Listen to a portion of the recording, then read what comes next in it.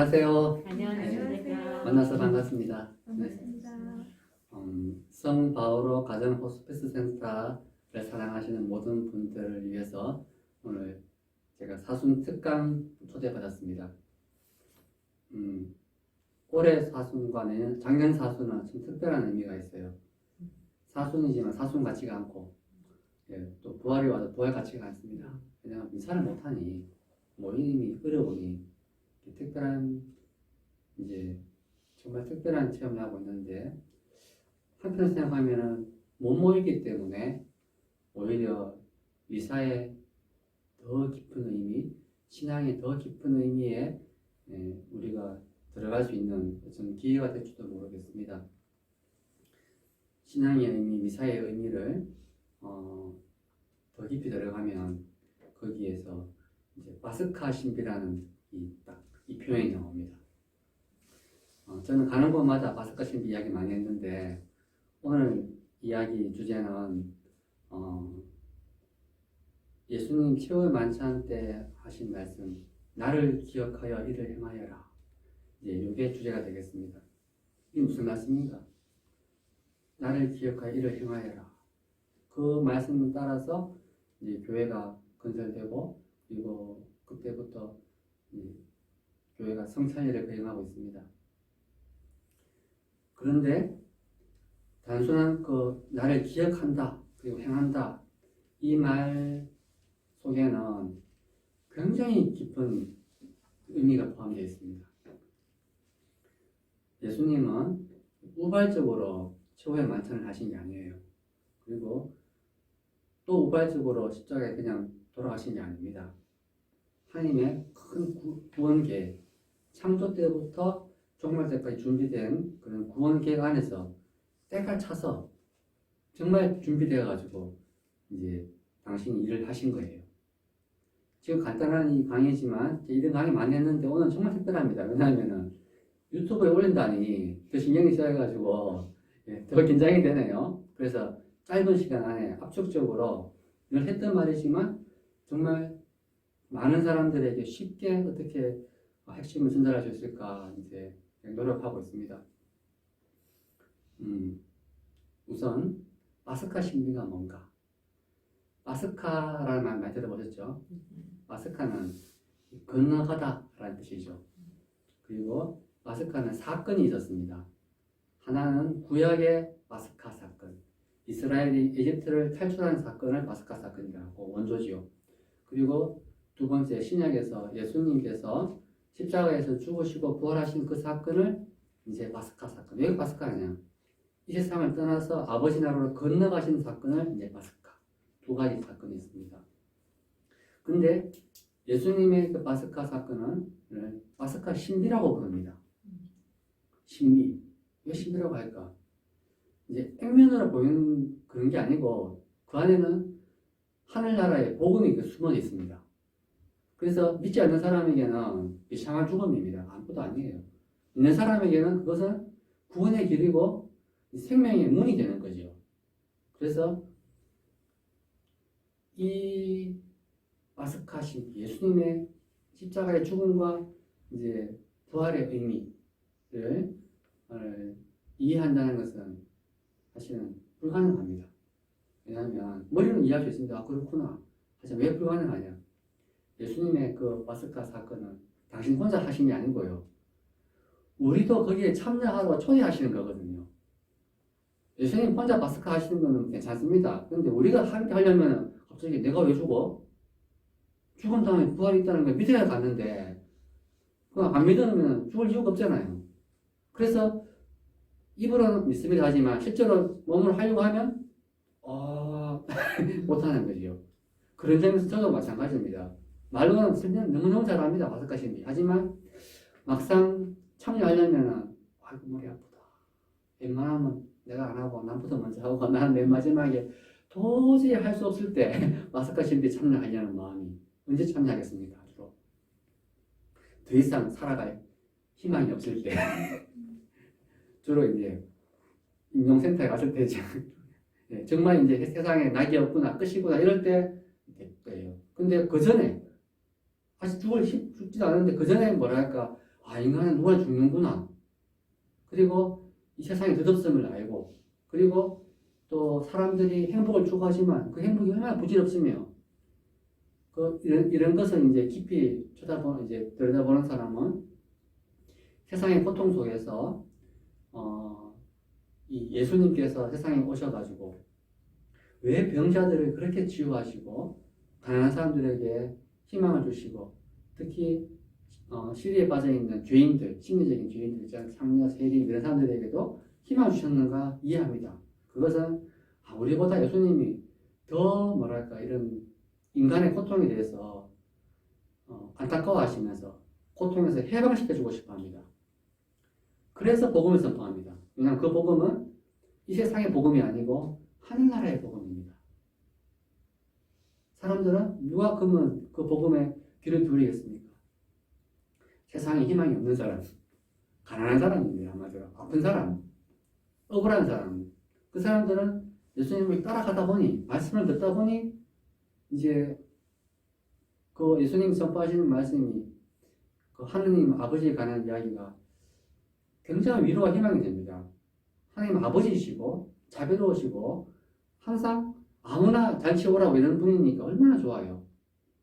그런데 세상에 뭐 조금이라도 잘난 게 있는 사람은 예수님께 따집니다. 무엇이 정의냐, 무엇이 사랑이냐, 무엇이 율법이냐, 뭐 이렇게 따지겠죠. 따지면 이제 피곤하죠. 근데 예수님은 또 하나하나 다 이렇게 설명해 주시고, 논정도 해주시고, 보여주시고, 아직도 뭐 알아듣겠느냐, 뭐 이러시는데, 당신은 처음부터 알고 계셨습니다. 가난한 사람이든 부자든 권력자든 미천한 사람이든 아무도 예수님의 말씀을 알아듣지 못했습니다. 그냥 그것은 인간의 이해를 넘어가는 거예요. 쭉 넘어온 이야기입니다. 아무도 가본 적이 없잖아요. 영원한 생명, 하나님 나라 모릅니다. 그래서 당신은 계획을 세웠습니다. 처음부터. 세상 사람들에게 하나님 나라가 가는 무엇이며 설명해줬고 하나님 나라로 가는 길을 몸소 보여주셨어요. 몸소. 당신의 전생애가 보여준 길이었습니다. 사실은. 무엇이었냐? 항상 가난한 곳으로, 낮은 곳으로 자신을 낮추고 내어주고 남을 섬기고 남을 용서하고 마지막에 최고로 다 보여준 게 죽음이죠. 사람들은 처음에는 저분이야말로 메시아다라고 했습니다. 그런데 점점 가면 갈수록 메시아가 혹시 아닐지도 모르겠다. 물어봐야겠다. 더 가면은 메시아가 아니다. 결론적으로는 십자가 밑에서는 확실히 메시아가 아닌 거예요. 이 사람은. 메시아라면 자기도 살려야 돼. 자기도 못 살리는데 무슨 메시아냐. 결론은 예수님은 메시아가 아닙니다. 이상하죠? 처음에는 다 알아봤는데 가면 받겠죠.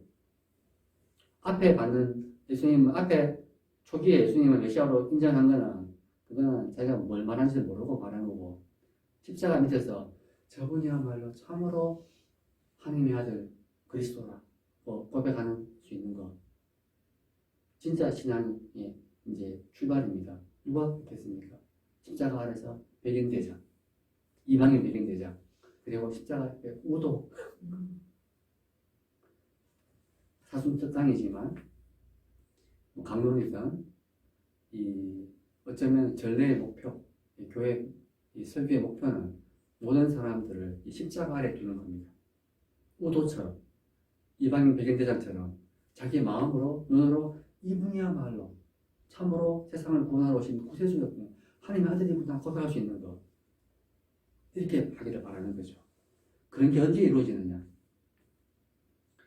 미사 안에서 이루어집니다.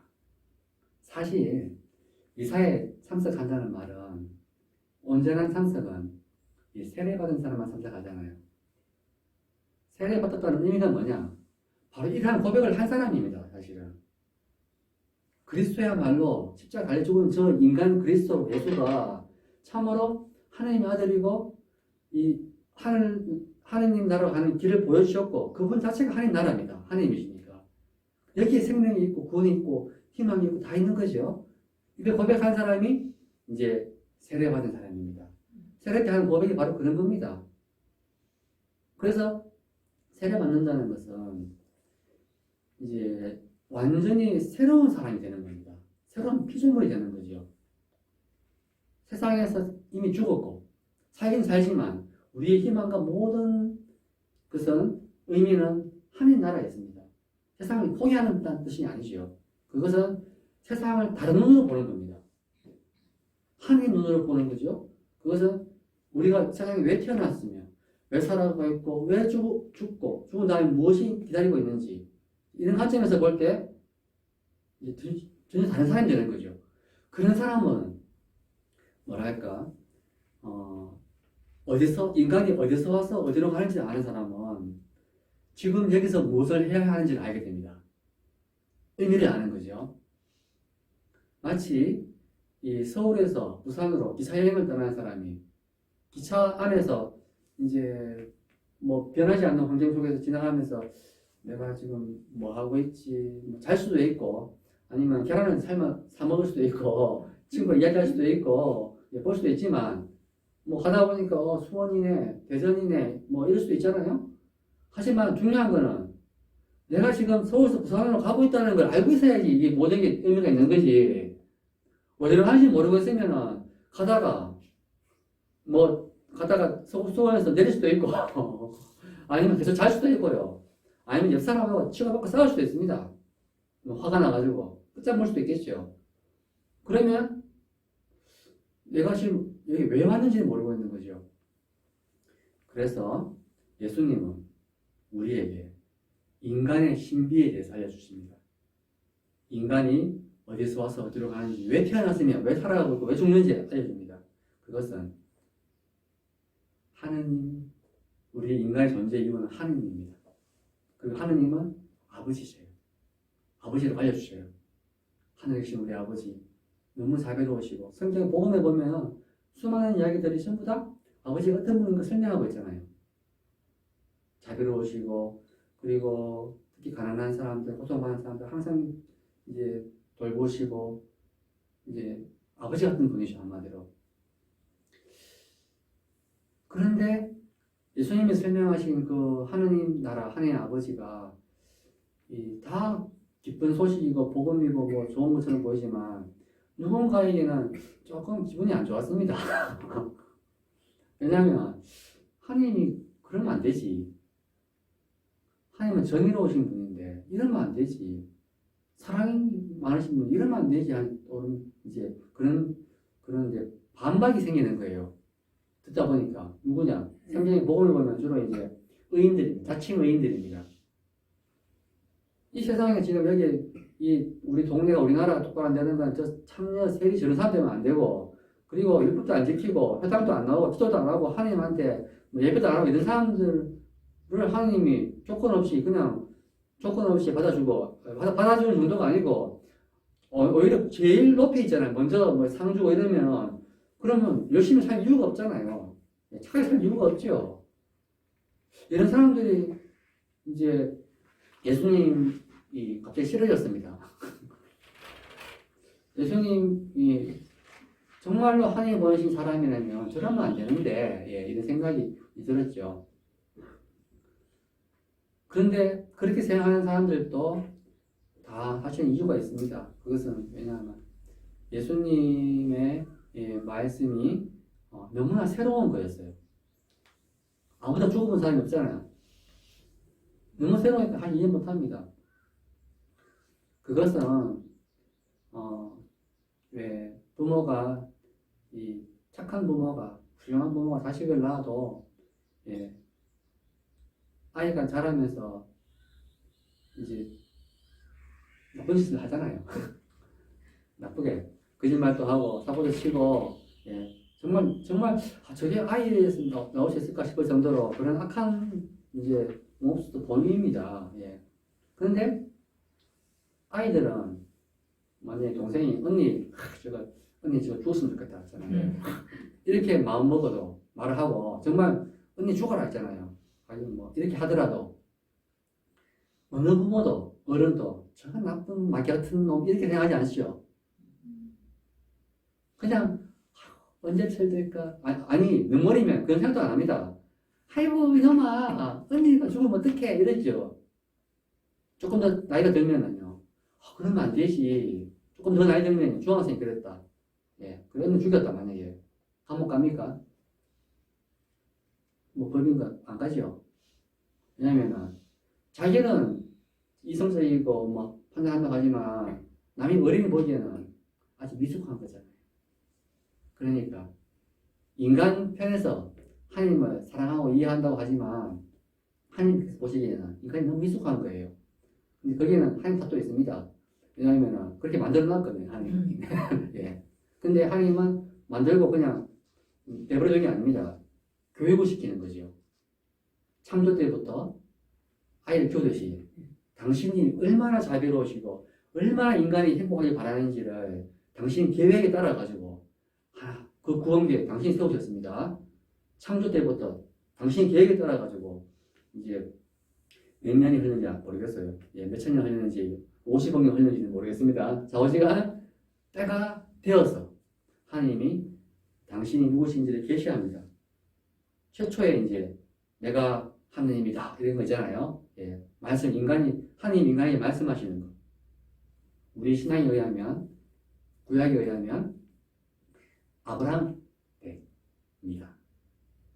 실제로 아브라함에게 하나님께서 그 앞에도 역사가 있지만 실제로 이제 구체적으로 아브라함에게 당신이 말씀하시죠. 명령하시죠. 너의 고향과 부모를 버리고 떠나라. 예, 내가 장차 보여줄 땅으로 가거라 했습니다. 그러니까 아브라함은 신앙의 아버지잖아요. 신앙은 기본 자세가 출발입니다. 출발. 버리고 떠나는 겁니다. 어지간. 어디로 떠나느냐? 약속된 땅으로. 근데 그 땅이 어디냐? 모릅니다. 장차 보여줄 땅으로. 아직 안 보여줬어요. 근데 떠나잖아요. 이 중요합니다. 처음부터 내가 어디로 가야 할지 다 알고 가는 사람 없습니다. 어떤 사람은 그런 사람도 있습니다. 똑똑해가지고 그 세례 받으면 선당 가지 뭐 다 알고 있지만 그거는 이제 막상 출발하면은 이제 이 길이 아닌가 이래 됩니다. 장차 보여줄 땅 그것은 아이가 태어나면서부터 모든 걸 알지 않습니다. 살아가면서 점점 깨달아가지요. 철이 들어가죠. 나이가 50이 돼도 철 안 듭니다. 80대도 철 안 듭니다. 오래 살면 살수록 경험 많이 하면 할수록 뭐랄까 인생이란 이런 거구나. 사람이란 이런 거구나. 사람이 얼마나 악하며 또 얼마나 선하며 예, 인간이 얼마나 신비로운지 알게 됩니다. 하느님이 아브라함을 부르시고 이제 약속된 땅으로 가거라 했는데 아브라함은 가긴 갔어요. 근데 그 땅이 어딘지 모릅니다. 간 곳은 팔레스타인 이스라엘 땅이었어요.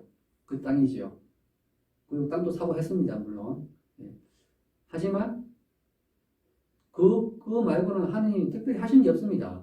그 이후로 이삭, 야곱 뭐 쭉 지나가도 하느님이 가끔 나타나셔가지고 잊을만 하면 나타나셔가지고 예, 복을 준다, 뭐 보호한다 하지만 실제로 복 받은 게 별로 없어요.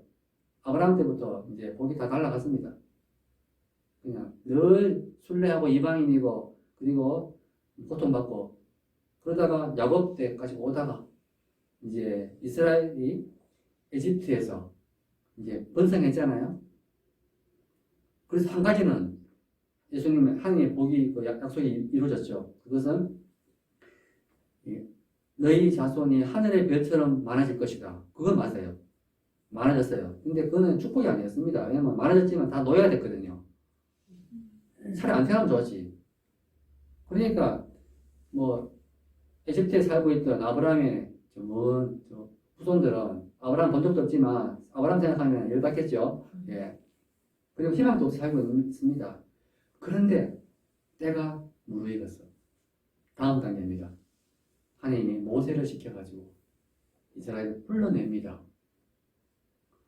이 에집트에 있던 사람들은 아무 생각이 없었어요. 근데 어느 날 모세가 와가지고 하는 이야기가 아브라함의 하느님, 이삭의 하느님, 야곱의 하느님이 우리를 잊지 않으시고 우리의 고통받는 잊지 않으시고 우리를 구원하시려고 하셨다. 이제 이런 말씀하시면 따라가자는 거예요. 홍해를 건너가서 가자. 약속된 땅을 가자고 합니다. 어떻게 갑니까? 노예인데 지금.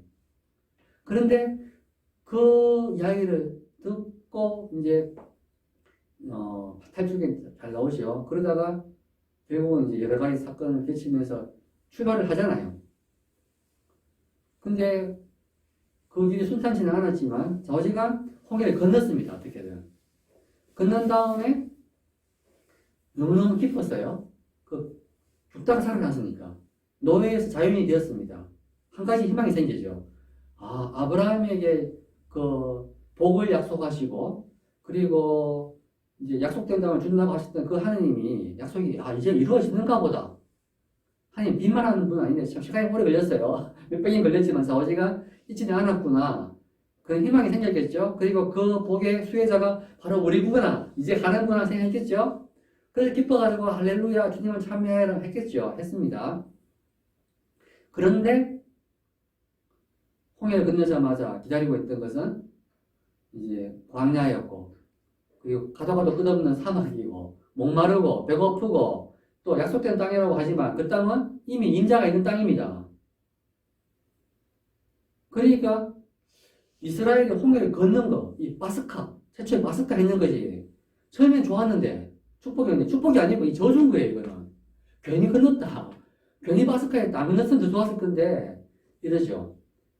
근데 시나이에서 광야에서 하느님은 시나이산에서 이스라엘이 왜 홍해를 건넜는지 내가 너희들을 왜 구해냈는지를 차근차근 설명해 주십니다. 그게 바로 시나이 계약입니다. 그러면서 그 계약은 내가 너희가 울부짖는 소리 듣고 구했다. 그것은 아브라함에게 한 약속을 기억했기 때문이다. 계약은 잊지 않는다. 그러면서 너희는 이제 홍해를 건너면서 너희 노예가 아니고 너희들은 그전까지는 서로서로 뭐 같이는 뭐랄까 개떼라고 할까요? 개떼 동물들은 함께 모여서도 가족 아닙니다. 개떼 같잖아요. 예, 그것처럼 사람들이 가족 이름이 아브라함 후손이지만 실제로는 서로서로 그냥 동물입니다. 자기밖에 몰라요. 하지만 건너면서 너희들은 한 가족이 됐어요. 내가 아버지고 너희 한 가족, 한 백성이다. 그러니까 너희들은 한 운명 공동체, 한 배를 탄 거예요. 서로서로 내가 너희를 불쌍히 여긴 것처럼 너희도 서로서로 불쌍히 여기고 너희는 내 거니까 나의 거룩한 백성이니까 너희 사이에서는 저 이방인들 개들처럼 서로 무릎하면 안 되고 동족끼리 서로 사랑하고 용서해주고 해주고 너희 사이에 있는 동물들도 함부로 죽이면 안 되고 너희 사이에 머물러 사는 이방인들도 똑같이 공정하게 대해주라. 이런 거는 고대에 없는 이야기입니다. 그러니까 이 이야기를 들을 때 계약을 맺습니다. 왜? 너희들은 하나님의 것입니다. 하나님 것. 이 계약은 영원한 겁니다. 사랑은 축복은 영원합니다. 이스라엘은 얼마나 기분 좋아요. 선택받은 민족이죠. 우리가 이 계약에만 충실하면 복이 떠나지 않습니다. 자손 복, 땅의 복 떠나지 않습니다. 실제로 시간이 좀 걸렸지만 결국은 약속된 땅을 얻었잖아요. 그리고 그 사이에 그 신앙 계약을 잊지 않기 위해 10계명도 지키고 율법도 하고 그리고 그것을 더욱 잊지 않기 위해 가지고 하나님이 손수 만드신 게 바로 전례입니다. 레위기 많이 나오죠. 축제를 만듭니다. 뭐 성막을 어떻게 만들어라. 그리고 계약기를 어떻게 만들어라. 그리고 파스카 축제를 어떻게 양을 어떻게 잡고 뭐 속죄를 어떻게 하고 뭐 하는 건 다 뭐냐면은 이스라엘이 홍해를 건넜다는 거 구원되어서 건너면서 한 백성 한 가족이 됐다는 것을 잊지 않으려는 하나님의 이 섬세한 배려였던 거죠. 때가 되면 마치 우리가 돌아가신 부모님, 가족들 잊지 않으려고 기일 때마다 미사를 드리든 뭐 불공을 드리든 뭘 자꾸 기억하잖아요. 밥을 먹든 간에. 그것처럼 이 시간이 계속 유구히 흐르는 시간 속에서 이제 시간이 지나면 점점점 하나님이 이스라엘 구원해냈던 그 사건 잊어버리게 됩니다. 그래서 기억하라고 이제 축제를 생생하게 만들어 놓은 겁니다. 그래서 이스라엘은 그 축제를 안 지키면 안 돼요. 특별히 제일 중요한 축제가 파스카 축제입니다. 그거 왜? 그 축제야말로 홍해를 바로 건넌 그 사건을 말하거든요. 근데 그 축제를 지내면 어떻게 지내느냐? 그냥 잠깐 밥 한 번 먹고 끝내는 게 아니고 마치 홍해를 다시 건너는 것처럼 똑같이 밤을 이제 지내야 됩니다. 더욱 생생하게 기억하려고. 그래서 해가 질 때쯤 되면은 양을 잡아놓고 가족끼리 모여가지고 밤새도록 이제 밤을 보내면서 뭐 하느냐? 주로 말씀을 듣습니다. 말씀. 어떤 말씀이냐? 탈출기의 말씀 있죠? 듣습니다. 듣는데 그 말씀이 핵심이겠죠. 홈이 걷는 이야기 나오니까. 듣지만 밤이 길잖아요. 그러니까 그것만 듣는 게 아니고 이제 이 이스라엘 탈출시키기 위해 가지고 하나님 그것을 만들기 위해 가지고 하나님 준비하신 이야기, 아브라함 이야기 듣습니다. 그때부터 이어집니까? 그리고 또 더 이야기, 창조 이야기 듣습니다. 창조 때부터 다 준비되어 온 거예요. 사실은 이런 이야기가.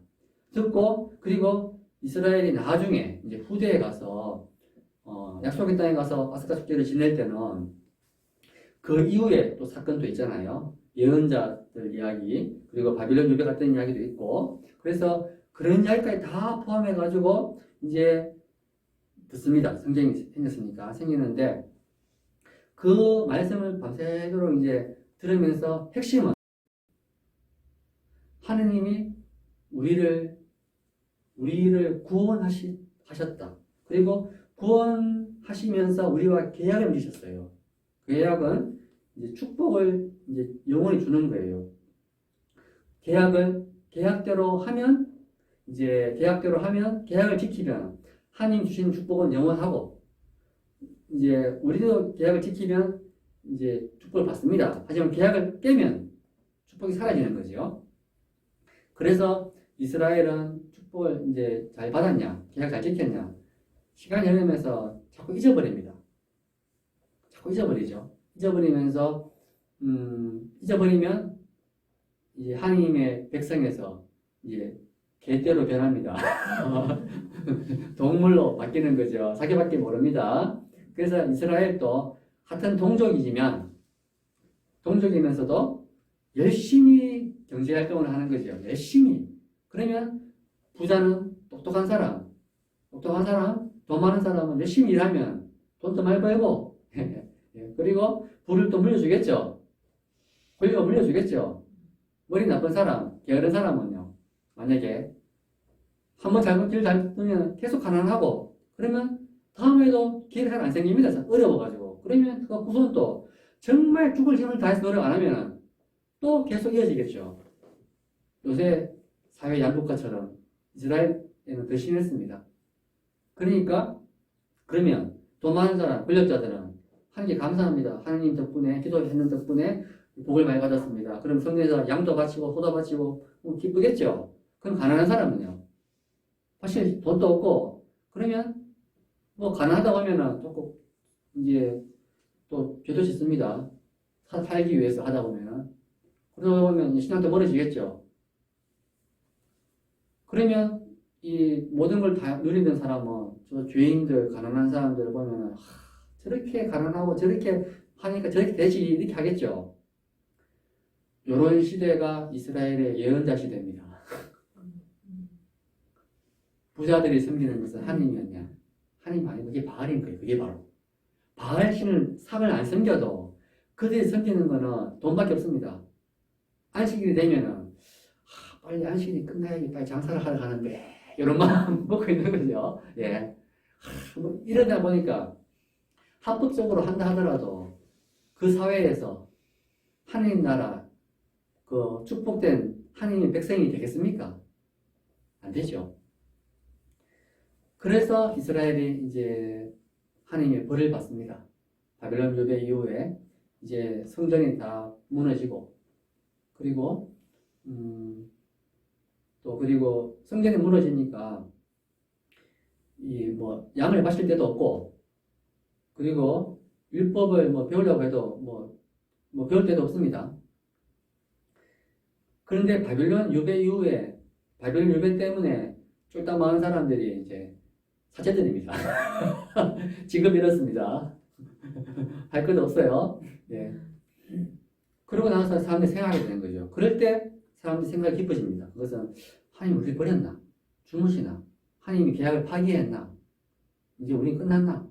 생각하다가 그때 예언자들이 이제 새로운 하나님 뜻을 알려주죠. 새로운 건 아니지만 하나님 조금 더 고차원적인 이야기. 새 계약을 예고합니다. 새로운 계약이 있다. 이제 새로운 성전, 예전에는 성전 건물이었잖아요. 이제 건물이 아니고 우리 마음 안에다가 새로운 법을 새겨주겠다는 거예요. 그리고 그 시대 되면은 이제 사제가 아니고 모든 사람이 다 예언을 합니다. 모든 사람이 다 영을 받습니다. 그래서 알려주지 않아도 각자 마음으로 하나님 뜻이 뭔지를 아는 거예요. 이런 거 에제키엘 예언서, 예레미야 예언서 나옵니다. 예. 그리고 결국은 바벨론 유배 끝나면서 해방돼 가지고 예루살렘에 갔죠. 사람들은 가면서 생각합니다. 우리가 이 쫄딱 망한 이유는 계약을 어겼었다. 그리고 말씀을 지키지 않았었다. 그래서 그 전까지는 성경 말씀이 성경책이 없었습니다. 구전만 있었고 뭐 조그만 뭐 이제 종이만 있었는데 바벨론 유배 가서 할 일 없다 보니까 사제들이 앉아가지고 이제 모든 전통들 구전들 다 모아가지고 쭉 쓰는 게 성경책이에요. 다 모았죠. 그때 원래 이제 자기들 역사의 시작은 아브라함입니다. 아브라함 이전에는 알 수가 없어요. 역사가 없습니다, 사실은. 근데 아브라함이 1장인데 그 앞에 이제 생각이 깊어지는 거죠. 아브라함이 인류의 최초는 아니잖아요. 그러면서 이제 하느님은 우주 최초부터 다 구원 계획이 있었다. 예. 인간은 처음부터 이유는 모르지만 아주 죄를 지었다. 나쁜 놈이다. 근데 하느님은 인간을 나쁘게 만들지 않았다. 이런 신학들을 종합해서 만든 것이 지금 창세기 1장부터 11장까지입니다. 당시에 있던 바빌론에 있던 설화들 모으기도 해가지고 거기는 이스라엘의 신학이 녹아있는 거죠. 그 신학은 홍해를 건넌 사건과 바빌론 유배를 거치는 그 사건을 모든 경험을 하고 나서 쓴 이야기입니다. 마치 인생을 충분히 경험한 사람이 쓰면 이솝우화가 되겠죠. 그 우화에는 어린이들 보는 책입니까? 이솝우화가 어린이들 볼 수 있지만 인생을 다 산 사람이 있을 수 있는 책이 이솝우화입니다. 그 안에는 그것처럼 실제 역사는 아브라함 때부터지만 이제 생각이 깊어진 거죠. 하느님은 이스라엘만의 하느님이 아니고 우주를 창조하신 분이다. 예. 근거는 뭐냐? 홍해를 쭉 갈렸었다. 홍해를. 우주 만물을 이제 다스리는 분이신데 창조도 지원이 안 되겠나? 이 생각하게 되겠죠. 그러면서 이제 철이 들어가지고 바빌론 유배 마치자마자 성경책도 생겼고 그리고 가자마자 중요한 것이 파스카 계약을 기억을 해야 되는구나. 그 하나님 신앙의 계약을 철저히 지켜야 되는구나. 지키려고 하다 보니까 성전이 꼭 필요한 거예요. 그래서 성전부터 복구를 합니다. 그리고 또 이 축제 때마다 이제 이 하나님의 말씀, 계약 말씀들을 사람들이 알아야 될 거 아닙니까? 그래서 모이면 성경 말씀을 읽어줬습니다. 그래서 예루살렘에 모아서 다 같이 모여서 축제를 지내면서 성경 말씀을 듣고 했습니다. 그리고 지방에 있는 바알신 산당은 다 없애버리고 그래서 그때부터 이스라엘의 의무가 뭐냐? 모든 사람들은 축제 때마다 의무적으로 예루살렘에 와서 파스카 축제를 지내야 됩니다. 꼭 몸이 와야 돼요, 사실은. 와서 또 밤을 보내야 됩니다. 밤을 보내면서 창세기부터 탈출기 그리고 또 뒤에 뭐 성경 말씀 쭉 예언서 쭉 읽고 들어야 됐습니다. 그리고 그 밤에 허리띠도 두르고 순나물도 먹고 그리고 가장 중요한 거 하이라이트 양고기를 먹는 겁니다. 양고기 먹는 것이 회당에 그 밤에 보낸 마지막 순서입니다. 왜냐하면은 이스라엘이 홍해를 처음 건너갈 때 뭐 모여서 밥 먹고 하다가 양고기 먹고 출발했거든요. 어린 양 먹는 것은 홍해를 건너는 신호탄입니다. 한마디로 출발입니다. 양 때문에 이스라엘 살기도 살았잖아요. 피 때문에 살기도 살았지만 양 먹고 건넜잖아요. 그것처럼 이스라엘이 밤을 보내면서 그 사이에 포도주잔을 축복의 잔, 그러니까 잔을 4번씩 들고 하고 세 번째 잔 축복의 잔을 들고 하나님께 감사드리고 있잖아요. 막 감사드리고 하고 이제 양고기 먹고 마지막 양고기 먹고 그다음에 뭐냐면 다음 파스카 때 만나자 이러면서 있잖아요. 뭐 하느냐? 우리 복음에 보면은 예수님이 처음 한참 마치고 들어가십니까? 올리브 동산 가시죠? 가서 뭐 하시냐? 혼자 간 게 아닙니다. 당시에는 모든 이스라엘 사람들이 그 밤에 마스카 만찬을 마치고 양고기 먹고 그리고는 전부 다 이 오늘 새벽에 믿음이 메시아가 올 것이다. 이 밤에 올 것이다. 왜? 우리를 구원하러 올 것이다. 그때까지 이제 이 파스카 축제 노래 시편들을 부르면서 기쁨의 이제 밤을 철회를 하는 겁니다. 그 기쁜 분위기예요. 예수님 분위기는 어땠어요? 슬픈 분위기죠. 고뇌하고 있죠. 왜냐하면은 당신은 주인공이고 당신이 바로 어린 양이거든요. 지금 당신이 지금 죽고 당신이 지금 뜯겨가지고 양들한테 먹히고 있는 거예요. 지금. 그래 예수님은 하지만 자발적으로 했어요. 당신이 이걸 해야지. 이 사람들이 뭣도 모르고 지금 뭐 피를 바르고 있고 뭐 먹고 있지만 사람들이 모르면 아니 먹지는 않았어요. 하지만 예수님 먹지는 않았어요. 하지만 나중에 내가 오늘 왜 여기서 지금 처음 만찬을 했고 오늘 왜 잡혀가고 왜 십자가 왜 죽고 땅에 묻히는지를 그 의미를 알아들을 때 아 예수님이 늘 하셨던 말씀 나를 따라오너라 나를 따라오너라 자기 십자가 지고 나를 따라오너라 하는 그 말씀을 알아듣는 거예요.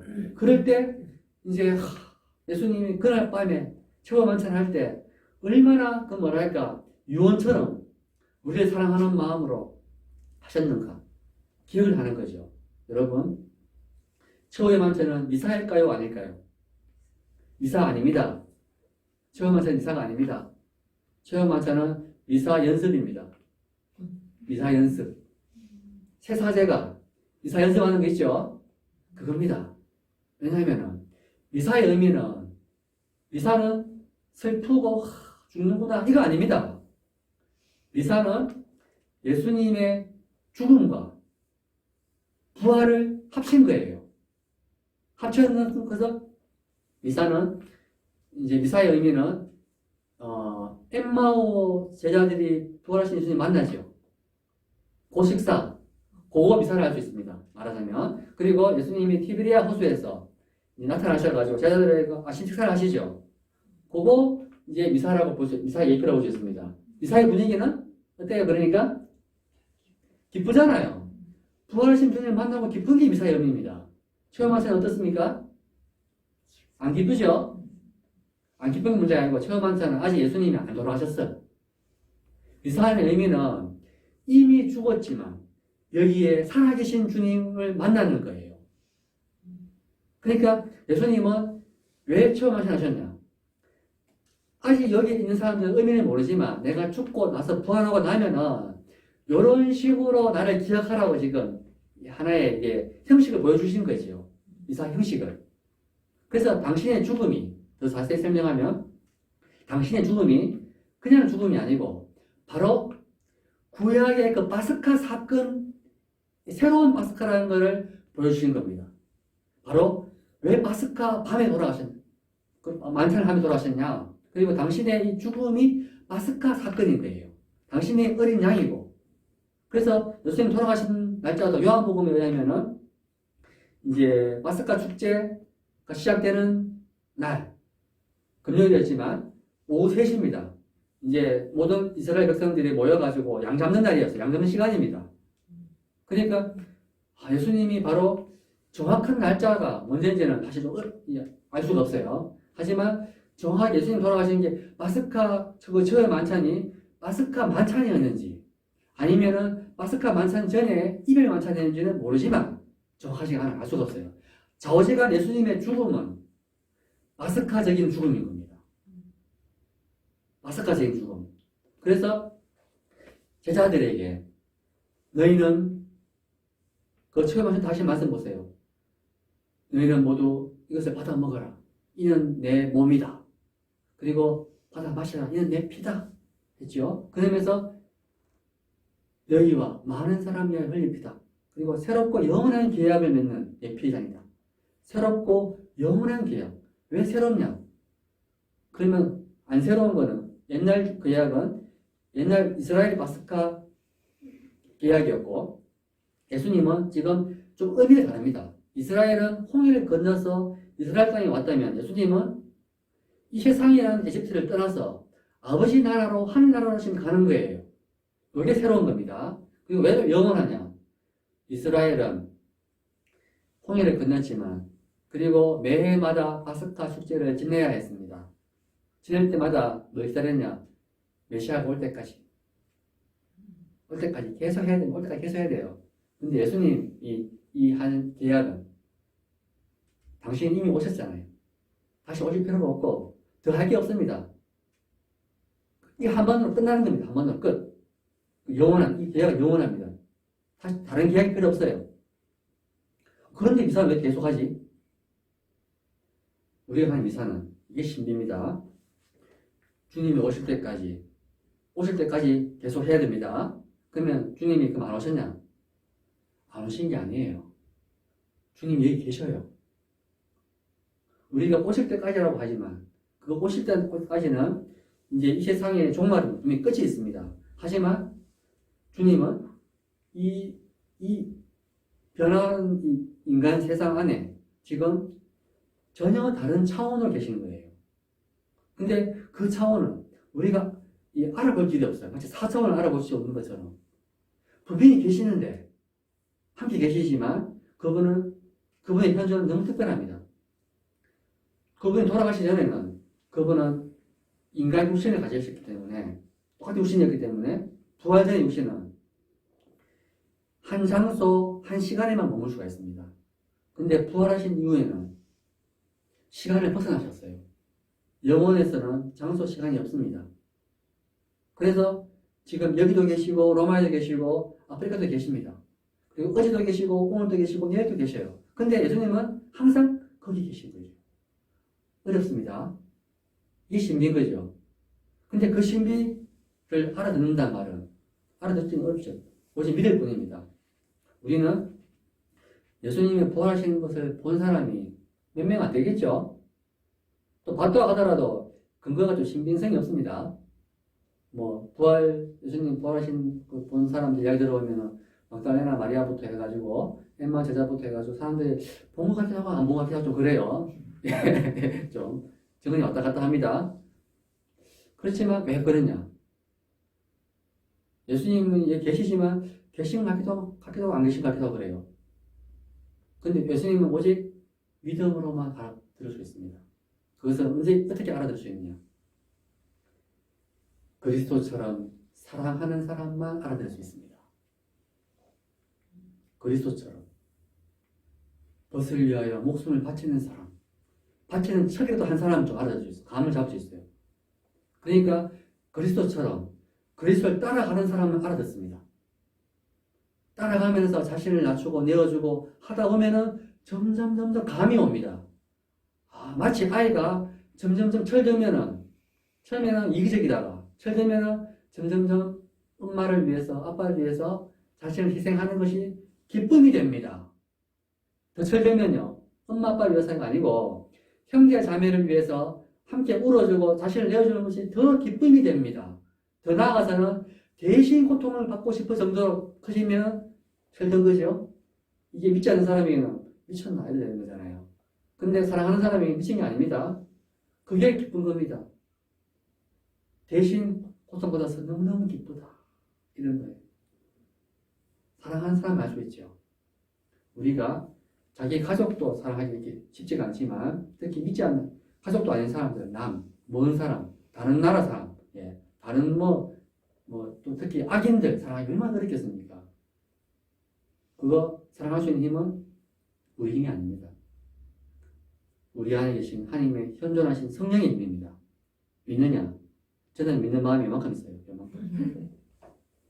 머리로는 이만큼 믿어요. 이만큼 믿는데 마음으로 이만큼 믿어요. 믿긴 믿는 거죠.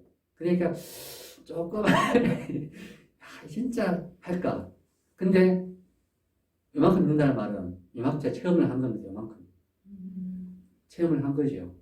그러니까 이제 저는 이걸 잘 키울 겁니다. 누구의 힘으로요? 그리스도의 힘입니다. 어떤 힘이냐? 교회를 통해서 오는 성령의 힘입니다. 특히 핵심적으로 성사의 힘입니다. 더 핵심은 미사의 힘입니다. 특히 미사에서 듣는 성경 말씀의 힘, 그리고 성체의 힘입니다. 알아들으면 구구절절 성경 말씀이 특히 성체 성사는 예수님의 죽음과 부활, 당신의 몸이잖아요. 죽음 그 사건, 십자가의 사건을 말하는 겁니다. 그 사건을 더 깊이 알아듣는 만큼 우리가 예수님처럼 닮고 싶은 마음이 생깁니다. 그리고 한 걸음 닮았을 때 괜히 닮았다, 손해 봤다가 아니고요. 곧 자란 만큼 기쁨이 있습니다. 자란 만큼 기쁘다. 예, 나누는 게 기쁘다, 행복하다 되는 거죠. 그래서 뒤로 빽이 없습니다. 빽이 없어요. 계속 성장하는 것이 빽이 안 됩니다. 하지만 역시 성장하는 건 쉽지가 않습니다. 제가 요새 이 근력 운동에 열심히 하는데 예, 운동을 좀 합니다. 자전거 타고 뭐 운동하는데 이 근육 키우는 게 너무 힘들어요. 근데 근육 언제 자라느냐? 고통을 겪을 때 자랍니다. 고통 안 겪으면 자라지는 않아요. 현상 유지지. 고통을 겪는 만큼 더 자랍니다. 그래서 어떤 때 제 현상 유지하는 만큼 사랑하고 하는 거는 뭐 편안합니다. 이제 행복해요. 그런데 항상 성장할 때는 짜증납니다. 힘들고 도전받죠. 또 죽어야 되는 거야. 정말 힘들다. 예, 이러잖아요. 근데 제가 믿음으로 이를 악물고 뭐 좌우지간 어떻든 간에 뭐랄까 큰 죄 안 짓고 예, 예수님 뭐 십자가 뒤집 끌고 가든지 좌우지간 하여튼 간에 조금 합니다. 그러면 이제 마치 예수님 따라가면서 뒤에서 막 불평하는 제자들처럼 몸은 따라가야 좌우지간 마음은 괴로워 따라갑니다. 그럼 성장하는 겁니다. 결국은.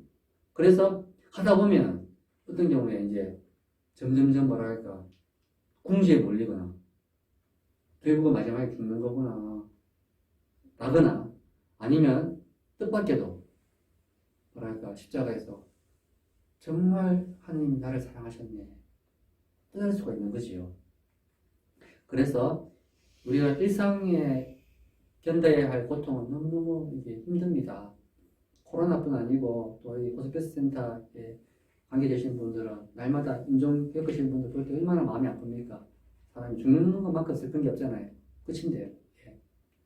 근데 그 외에도 또 살아있어도 경제 때문에 어려운 사람이 많고 또 관계 때문에 어려운 사람이 많습니다. 그런 거 보면은 참 고통이 많은데 이 많은 고통에도 불구하고 신앙 한 방울이 모든 것을 색깔을 확 바꿔놓습니다.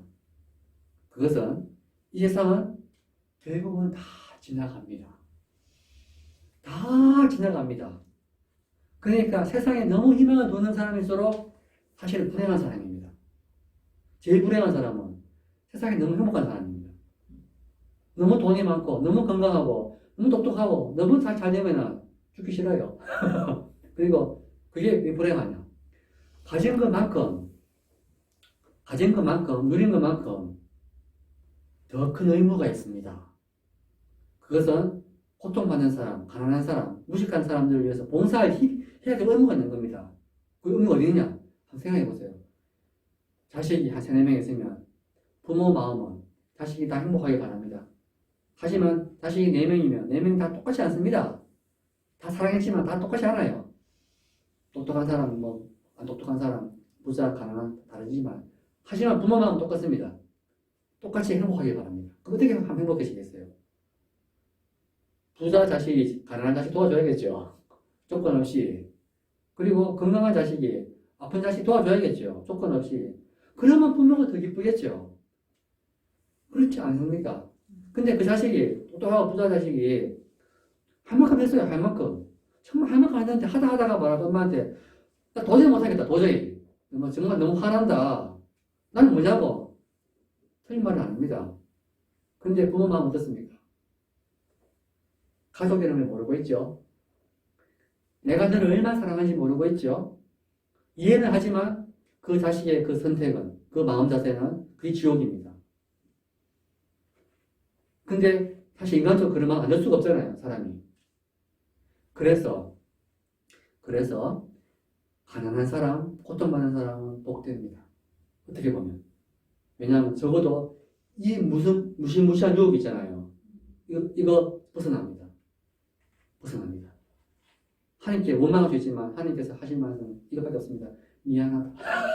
하나님, 내가 미안하다. 내가 미안하다. 이 말밖에 못해요. 하지만 똑똑한 사람, 잘난 사람은요, 죽을 때까지, 뭐랄까, 예수님을 믿고, 한 번도 본 적이 없지만, 예수님 말씀을 믿고, 뭐랄까, 가진 걸 나눠야 됩니다. 이게 죽는 거예요, 사실은. 시간을 나누고 자신을 낮춰야 됩니다. 정말 억울하겠죠? 근데 정말 죽잖아요. 그렇게 죽으면 체험을 합니다. 그것은 자기가 얼마나 복된 사람인지,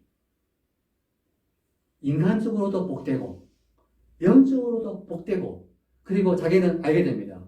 나는 다른 사람보다 더 봉사해야 할 의무가 있다는 걸 알게 되는 거예요. 더 봉사해야 될 의무가. 그래서 누군가가 나한테 섭섭하게 대하더라도 그것이 안 섭섭하고 남을 용서하기가 좀 쉬워집니다. 그래서 뭐냐면 세상이 좀 조화로워지는 거죠. 이런 사람들이 진짜 성인입니다. 정말 성인입니다. 이런 사람들이 많아져야 됩니다. 그래서 언제 많아지는가, 이런 사람들이. 말씀의 의미를 깨달아야 됩니다. 미사의 의미를 알아야 되는 거죠. 이걸 누가 해주느냐? 성령께서 해주십니다. 제가 이 이야기 가는 곳마다 하죠. 가는 곳마다 합니다. 마스카신비. 하지만 한 번도 같은 이야기를 한 적이 없습니다. 제로는 한 7, 80%는 항상 같은 말이지만 하다 보면은 나도 모르게 이제 그냥 이 사기 붙고 뭐 이렇게 하면서 나오죠. 이 순간도 마찬가지입니다. 오늘은 특별히 여기 호스피스 센터에 오니까 갑자기 병고에 쌓인 사람들의 어떤 그 공감, 마음 아픔 때문에 저도 좀 약간 마음이 욱해지는데, 정말 하나님 마음은 이 고통받는 사람들을 해방시켜주고 싶어 하는 거죠. 이사를 거행할 때마다 우리는 모인 사람들은 다 보잘것없는 사람들이지만 모여서 이 어린아이처럼 이 미사 잔치에 옵니다. 이스라엘 백성이 아이 때부터 파스카 밤을 보내면서 처음에 졸다가 보냅니다. 왜 밤을 독사하게 기냐 뭐 하다가 잘하면은 철들면은 우리는 하나님 아니면 노예였다. 우리는 정말 아무 조건 없이 그냥 하나님이 그냥 우리를 뽑았다. 아브라함 후손이기 때문에 조건이 없는 거죠. 복된 거잖아요. 참 복되다, 감사하다 이러면서 밤을 새우고 새벽이 되면은 나는 참 복된 사람이니까 우리 서로 사랑하자 이런 마음이 생기는 것처럼 우리 역시 이사에 올 때 어떤 사람은 초딩처럼 올 수도 있습니다. 그냥 졸다가 보낼 수도 있어요. 있잖아요. 어떤 사람은 중딩, 고딩 되거나 뭐 나이 들면은 자라면서 점점 깨달아가는 거죠. 말씀을 깊이 마음에 새기고, 그리고 예수님의 이 죽음의 의미, 그리고 마음에 새기면서 부활하신 주님이 우리 가운데 계심을 믿으면서 그 믿음으로 내 마음을 가지고 믿습니다. 아멘, 아멘, 아멘 할 때 어떻게 되느냐? 마음에서 하늘에 계신 우리 아버지가 나옵니다. 마음으로부터. 어릴 때는 그냥 아버지 하다가 자라면 아버지 됩니다. 더 나이 들면 아버지 하잖아요. 뒤에 말 안 해도 됩니다. 자동으로 아버지 뜻대로 하려고 하고, 자동으로 남을 용서하고, 자동으로 가진 걸 나누게 됩니다. 자동으로 이사를 마치면 나가서 복음을 선포하는데 복음을 믿어라가 아니고요. 다른 사람에게 어떻게 하면 기쁨을 줄까 연구하게 됩니다. 어떻게 하면 기쁨을 줄까? 그래서 배고픈 사람에게는 빵을 줘야 되고, 아픈 사람에게는 약을 줘야 되고, 슬픈 사람에게는 위로를 줘야 되고, 어떻게도 안 되는 사람에게는 그냥 함께 있어주면 됩니다. 이게 성령께서 알려주시는 거죠. 그러면 사람들은 내가 그냥 옆에 있었는데 나를 어떻게 보느냐? 하나님이 보내신 사람으로 느낍니다. 그래서 마음에서부터 이 귀가 열리면서, 눈이 열리면서 우리 가운데 계신 주님을 알아보는 거죠.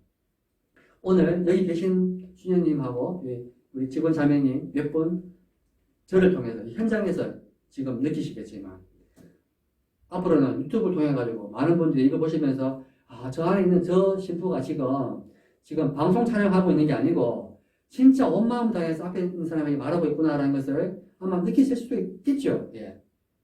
저는 그런 생각 안 하고 지금 말하고 있습니다. 그래서 이 순간 또 성령께서 작용하신다. 저는 믿습니다. 올 때까지만 하더라도 잠이 안 오더라고요. 긴장돼가지고. 예. 왜냐하면 이제 이야기했던 거는 이제 못 써먹겠다 뭐 있잖아요. 그런 생각 들었지만 괜찮습니다. 오늘도 준비해왔지만 뭐 지금 한 번도 안 봤어요. 한 번도. 보시면 알겠지만 한 번도 안 봤습니다. 왜냐면은 정말 누구든지 앞으로 이 방송을 들으시는 분들은 하나님이 우리를 얼마나 사랑하시는지, 예, 얼마나 자비로우신지, 예, 깨닫고 여기서 힘을 얻으시기를 기도하겠습니다. 감사합니다. 감사합니다.